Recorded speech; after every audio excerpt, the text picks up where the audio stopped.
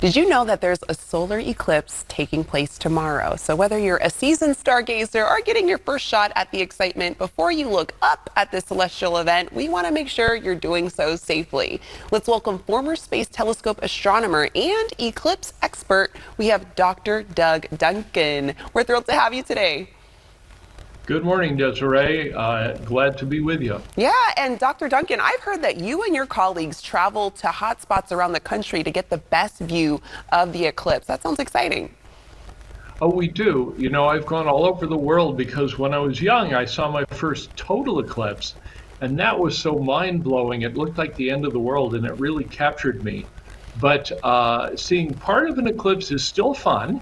And Sacramento's going to see almost all the sun covered, just a little sliver will not be covered by the moon. But what I want to tell all viewers is that the sun is so powerful that if even a sliver is there, you've got to protect your eyes. So you put on these special eclipse glasses. They're not sunglasses, they're way darker.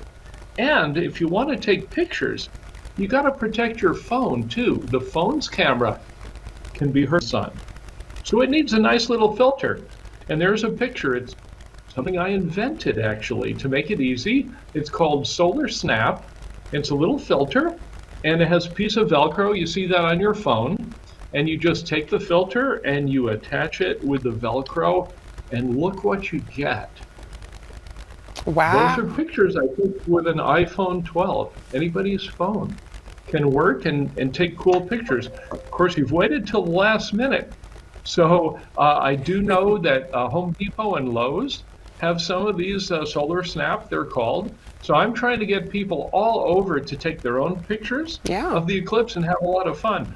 This is an exciting time, and I understand that Sacramento's geography kind of gives us a front seat on the action. Can you tell us why? You know, you're in a good position. You're not too far from the maximum viewing of the eclipse. Start about 8:10 in the morning, so don't oversleep. And one thing to warn people, maybe this is kind of funny, but it's simple, but it's sensible.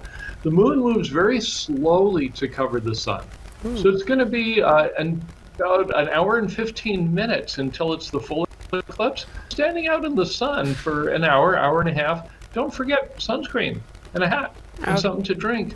Yeah, and good to know. And you said, what time does it start at again? 8:10, 8:14? About 8:05 or 8:10, Okay. depending exactly on where you live around Sacramento. That's good to know. And you had mentioned a little bit earlier on, but when we're looking up at the solar eclipse, why is it important that we get those glasses to best protect our eyes? You know, people underestimate how incredibly powerful the sun is. If only 5% of the sun is left, that's as bright as 20,000 full moons. So you may have seen somebody take a magnifying glass and concentrate sunlight and it makes a fire on a piece of paper. Well, if you stare at the sun, that's going on inside your eye. Or if you keep your phone camera pointed at the sun, it's going on inside the phone. So you don't want to ruin your eye, you don't want to ruin your camera. That's why you need a very, very dark special filter. And they're not very expensive. Well, yes, I once had 10,000 people in the stadium at the University of Colorado, and I sent them all to eclipseglasses.com, easy to remember, and that's where you can get all this stuff. Oh, and keep it until next April. There we go. Because April of 2024 is the coming total eclipse. And if you possibly can go and see that where it's total, boy, it is worth it. You will never forget it.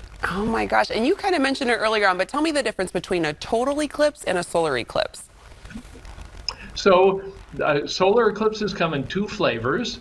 There's a partial eclipse when the moon is blocking some of the sun, kind of like this one that I got on my phone.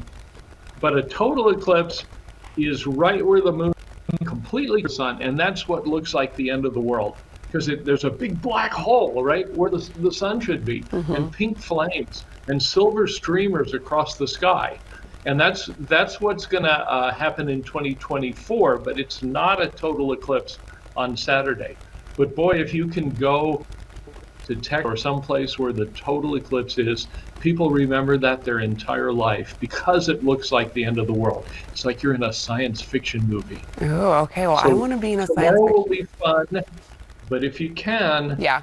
2024 April will be mind-blowing. Okay, 2024 for the total, 2023 tomorrow for the solar eclipse. Dr. Doug Duncan, thank you so much for joining us today with these helpful tips on how to keep our eyes protected.